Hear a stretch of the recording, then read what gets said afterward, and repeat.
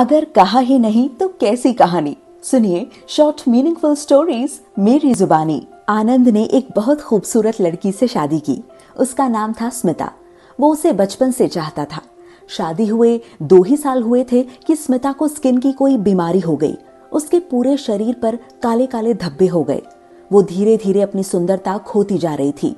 आनंद को 1 महीने के लिए ऑफिस के किसी काम से टूर पर जाना पड़ा।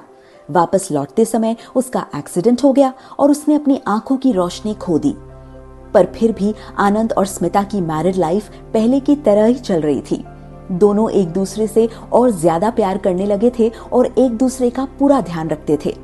स्मिता अब अपनी सुंदरता पूरी तरह खो चुकी थी।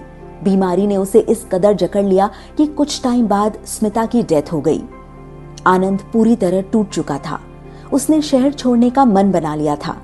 शमशान से घर लौटते वक्त आनंद के दोस्त ने उससे पूछा, यार आनंद, अब तुम क्या करोगे? तुम्हारे अंधेपन की वजह से तुम तो ठीक से चल भी नहीं पाते। स्मिता ही तुम्हारे सब काम किया करती थी। आनंद ने कहा, यार मैं अंधा नहीं हूं। मैं सिर्फ अंधा होने की एक्टिंग कर रहा था, क्योंकि मैं नहीं चाहता था कि स्मिता को ये लगे कि उसकी बीमारी को अपनी आंखों से देखते हुए मैं मजबूरी में उसके साथ रह रहा हूं और वो खुद को कोसे। ऐसा करके वो बीमारी उसे उतना दुख नहीं देती जितना शायद अनजाने में मैं उसे दे देता। मैं उसकी सुंदरता नहीं बल्कि उसके साफ मन और केयरिंग नेचर से प्यार करता था और मैं सिर्फ उसे खुश देखना चाहता था। दोस्त के पास कहने को अब कुछ नहीं था।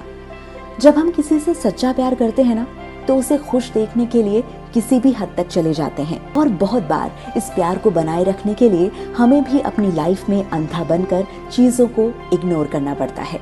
This is what true love is.